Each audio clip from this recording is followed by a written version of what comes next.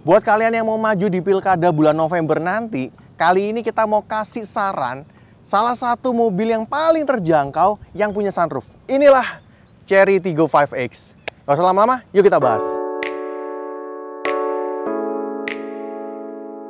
Oke, jadi kita seperti yang kalian lihat, kita dapat sebuah pinjaman, sebuah Chery Tiggo 5X. Dan kalau kalian ingat, di tahun lalu ada mobil yang seperti ini, warawiri gitu ya. Ada mungkin di Instagramnya kita, di YouTube juga mungkin ada. Bahkan kalian kalau mungkin nemu juga mobil ini di beberapa pameran. Tapi namanya adalah Tiggo 4 Pro. Ya kita nggak usah basa-basi ya. Tiggo 4 Pro dan Tiggo 5X itu barang yang sama, plek ketiplek. Jadi karena ini mobilnya sama, sebenarnya nggak ada yang berubah-ubah gimana banget ya. Nah, karena detailnya itu sebenarnya kita udah pernah bikin di IMS beberapa bulan yang lalu ya. Kalau nggak salah Hilsat yang review, kalian bisa cek videonya di link di atas. Jadi kali ini kita mau driving aja. Tapi sebelum lebih dalam masalah driving, saya mau ngingetin bahwa mobil ini nggak mudah usianya. Jadi mobil ini platformnya itu pertama kali launching di tahun 2017. Dan versi yang kita dapetin adalah versi facelift 2020. Dan versi facelift 2024 udah ada lagi. Tapi belum masuk. Dan kita nggak dapet. Atau belum dapat mungkin lebih tepatnya. Dan mobil ini bisa dikatakan kalau bilang sukses banget enggak lah ya. Tapi enggak gagal juga. Mobil ini tuh sudah melanglang buana di beberapa negara. Mulai dari Amerika Selatan ada, di Brasil, Meksiko dan sebagainya. Di Afrika Selatan juga ada, di Rusia juga laku, di Pakistan bahkan juga laku. Timur Tengah juga malah dia di rebrand jadi MVM, dan juga di Itali di rebrand jadi DR Automobile. Nah, jadi nggak usah lama-lama, yuk kita mulai review. Ya, jadi kita udah di dalam kabin dari si Tiggo 5X. Dan by the way, ini mobil yang sama ya sebenarnya dengan Chery Tiggo 4 Pro. Jadi sebenarnya saya udah pernah nyetir mobil yang sama ini tuh di Wuhu, di China. Cuma bedanya adalah waktu di Wuhu itu ya setir kiri ya, mobil China, udah setir kanan. Dan waktu di Wuhu itu dia mesinnya 1500 turbo, sedangkan yang ini 1500 NA. Ntar kita akan bahas mesinnya. Kita mulai dulu dari posisi duduk ya, karena pertama kali otomatis pasti kita duduk dan ngerasain. Pertama, untuk posisi duduk ini, dia fleksibilitasnya bagus. Ini poin positif. Dimana dia setirnya sudah bisa tilt dan juga teleskopik seperti ini. Dan seat beltnya bisa naik turun. Itu udah bagus ya. Termasuk juga di kursinya dia bisa maju mundur, bisa recline, dan juga bisa naik turun juga. Jadi kalau kita mau cari posisi yang paling enak di mobil ini itu nggak susah. Gampang ya. Dan ini joknya juga ngebekepnya lumayan bagus ya. Support kanan kirinya ini mantep gitu.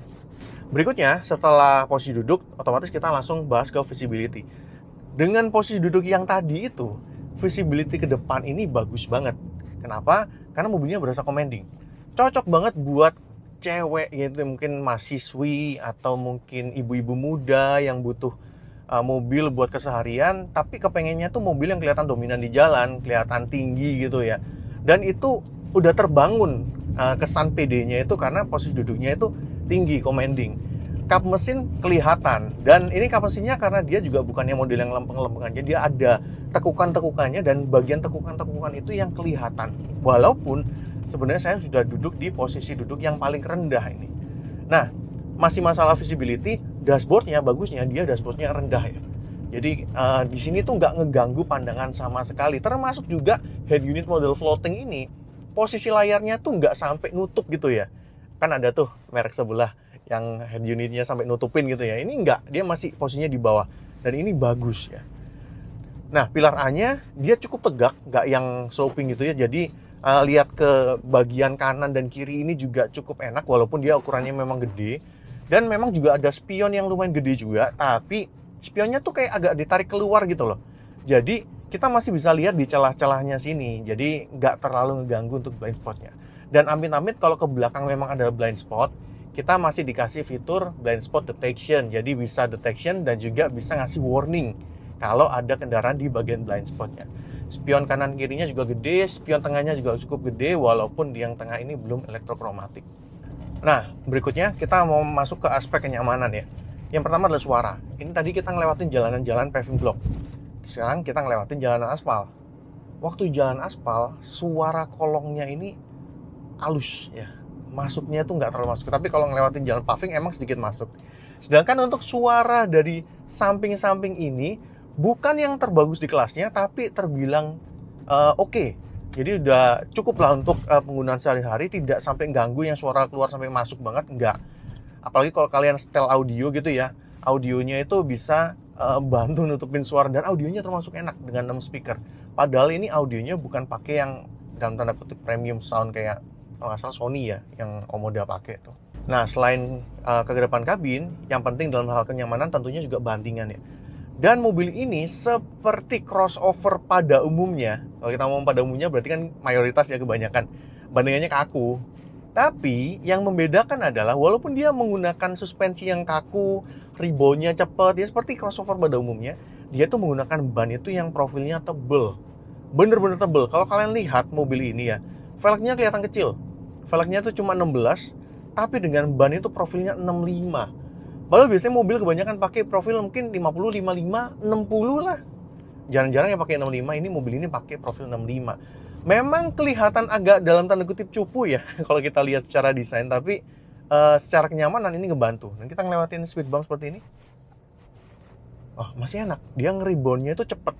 Tep, tep. Jadi dia nggak sampai bikin orang mabuk, tapi bukan yang juga nggak enak banget gitu loh. Jadi kayak moderat aja, tengah-tengah aja dia. Nah, karena dia menggunakan setup suspensi itu yang kaku, jadi handlingnya juga cukup enak ya. Kalau kita belokin seperti ini, dia lumayan nurut ya. Dan buat manuver-manuver sih sebenarnya masih cukup oke ya. Walaupun setir kalau kita ngomong masalah direct, ya lumayan, bukan yang paling direct di kelasnya, cuma lumayan lah. Masih bisa kita anggap ini lumayan fun ya. Sedangkan feedbacknya sih memang jujur aja agak kurang. Dan juga untuk bobot setir dia juga nggak terlalu ada bobotnya. Jadi lebih cenderung ke yang easy drive aja, yang enteng dan juga cocok buat penggunaan sehari-hari. Kita coba putar balik. Ya. Ya, putar balik mobil ini lumayan patah ya. Tapi memang mobilnya juga dimensinya nggak yang gede-gede banget. Tapi bukan yang paling kecil juga loh. Orang banyak mikir itu mobil ini tuh lawannya Sonet, WRV, Race, dan kawan-kawan. Yes, bener. Kalau kita ngomong secara harga. Tapi kalau kita ngomong masalah dimensi, sebenarnya mobil ini justru masuknya ke kelasnya HRV. HRV, kereta, X-Force, yang 4,3 meter. Mobil ini tuh 4,3 meter. Tapi mungkin karena desainnya ya. Dan mobil itu kan kelihatan bulky gitu, kelihatan cabi gitu ya. Jadi kesannya tuh nggak kayak gede gitu loh mobilnya. Padahal sebenarnya lumayan gede. Dan emang mobil China, termasuk juga mobil Chery, itu kan emang memberikan value yang lebih, tapi dengan harga yang kayak satu kelas di bawahnya.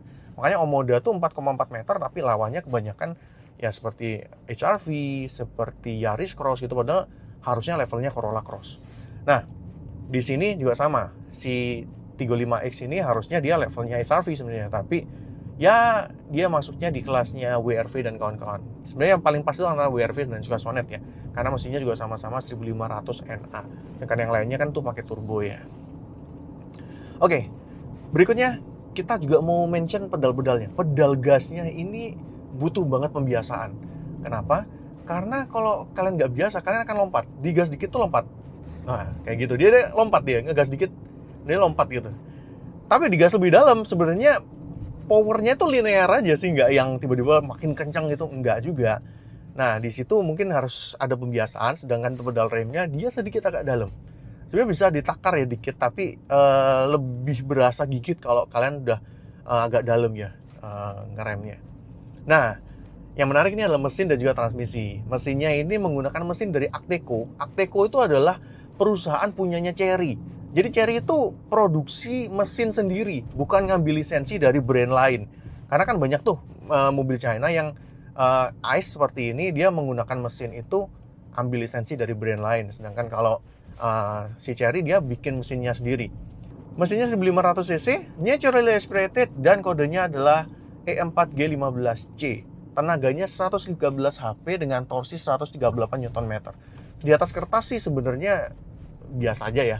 Powernya bukannya paling gede, karena kita tahu Honda bisa sampai 120-an something. Torsinya juga bukan. Tapi untuk penggunaan dalam kota sehari-hari gitu udah cukup lah ya.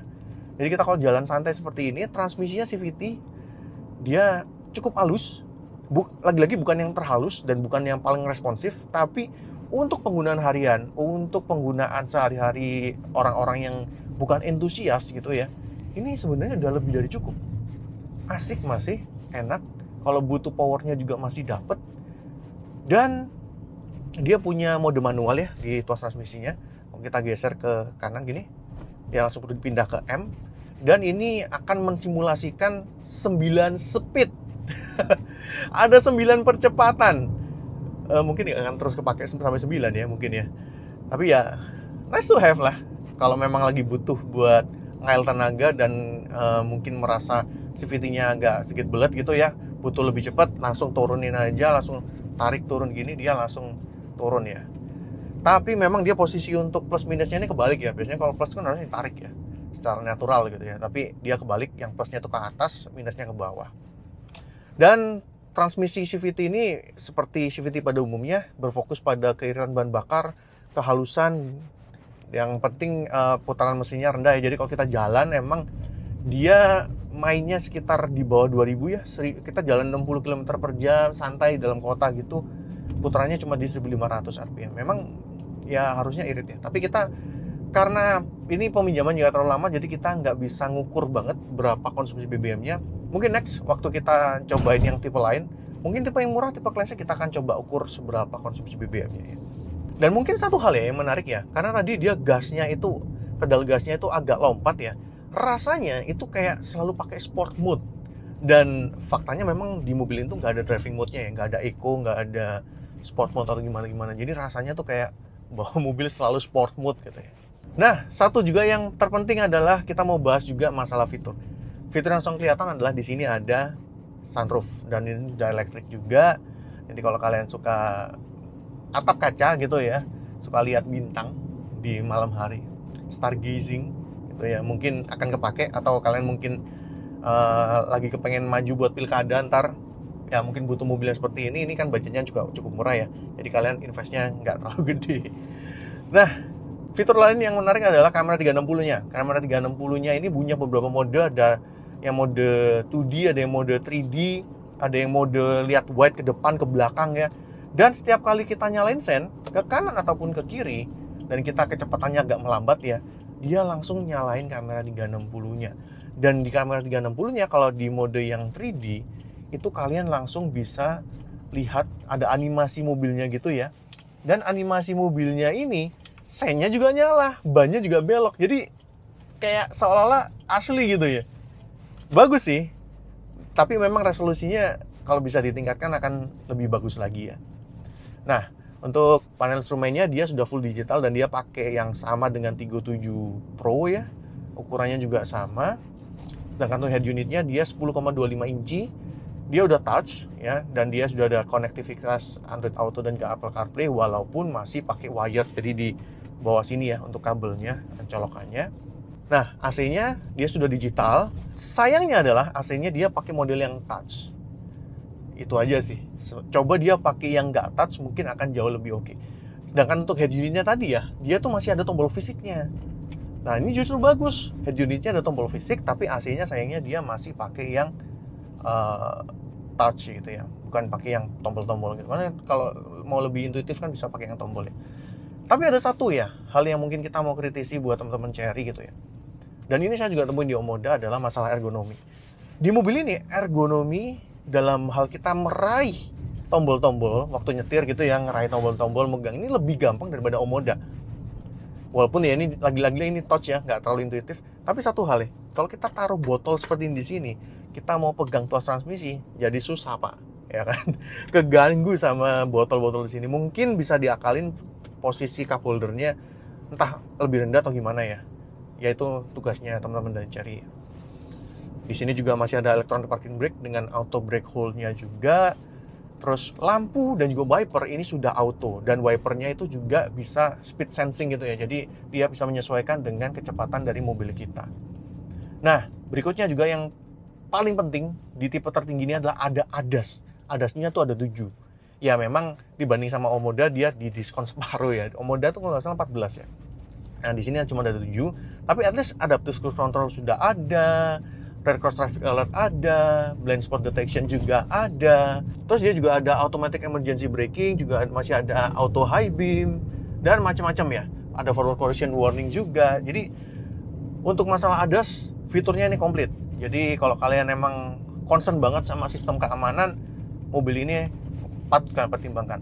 Untuk fitur-fitur lain, keamanannya seperti traction control, hidden descent control, ada VSC-nya juga, ada ABS EBD-BA, airbag-nya ada 6, itu semuanya sudah komplit. Jadi untuk masalah feature, terutama feature safety, mobil ini untuk standarnya di bawah 300 juta bagus banget. Dan juga dia punya TPMS ya, jadi kita kalau mau monitoring tekanan bannya juga nggak perlu susah-susah, kita bisa lihat langsung di panel instrumennya, dia juga sudah langsung muncul. Oke, jadi udah selesai kita nyobain si Tigo 5X ini dan kita sampai di kesimpulan. Tapi sebelum kesimpulan, kita ingetin lagi, mobil ini tuh ada 2 tipe dan harganya start dari seperti di bawah ini. Lumayan ya, masih under 300 jutaan. Bahkan tipe yang tertinggi ini di harga pre-booknya masih 299. Ya 300 lah ya. Tapi kalau sudah kalian lihat tadi, fitur dan juga rasa berkendaranya dan juga beberapa poin plus yang ditawarkan, build quality dan lain-lain itu sebenarnya menarik. Tapi memang ada beberapa hal juga yang harus kalian terima lah ya. Memang salah satunya juga desain, walaupun desain juga selera ya. Nah kesimpulannya, buat siapakah mobil ini? Pertama, buat kalian yang cari sebuah crossover atau SUV compact gitu ya buat sehari-hari, kepengennya tuh yang fiturnya lengkap aja. Fitur ADAS-nya komplit, safety-nya komplit, build quality-nya bagus, dinaikinya juga handling-nya lumayan enak ya, mobilnya sigap dan juga tongkrongannya tinggi di dalam, commanding gitu ya. Tapi kalau kalian mungkin merasa butuh mobil yang ergonominya enak banget, tadi kan kalian udah lihat ya, kalau kita geserin tuas dan ada botolnya itu emang ganggu banget. Terus kalau kalian butuh yang lega banget di bagian belakangnya, kalian butuh yang desainnya cantik banget, mungkin kalian harus pertimbangkan. Yang penting adalah kalian silahkan datang ke dealer-dealernya Chery, nyobain langsung mobilnya dan kalian dapat impresinya seperti apa. Karena balik lagi semuanya kebutuhannya sesuai dengan kalian atau enggak. Ya, oke, kayaknya dari Autonesmas itu aja. Thank you buat teman-teman yang udah nonton sampai akhir. Kalau kalian suka boleh like, share ke teman-teman kalian, komentar juga di kolom komentar di bawah, subscribe buat yang belum, mampir-mampir ke sosial medianya kita, ada Instagram, TikTok dan sebagainya, dan juga website kami di www.autonesmas.com. Dan kita mau ucapkan terima kasih buat teman-teman dari Chery Sales Indonesia yang pinjemin mobil ini. Ini kemarin dipakai test drive sama media-media yang lain dan kita kebagian bisa nyobain di Surabaya ya. Tapi tenang aja, nggak ada campur tangan apapun dari pihak Chery terhadap hasil review kali ini. Oke, sampai ketemu di video selanjutnya. Bye. Ini disclaimer ya. Ini Chery 02 ini maksudnya bukan ada hubungannya sama politik, nggak ada. Ini benar-benar mobil media test drive nomor 2 aja. Dan kebetulan ditinggal buat kita coba ya yang ini. Jadi yang ngunci, makanya dia ngebel nih.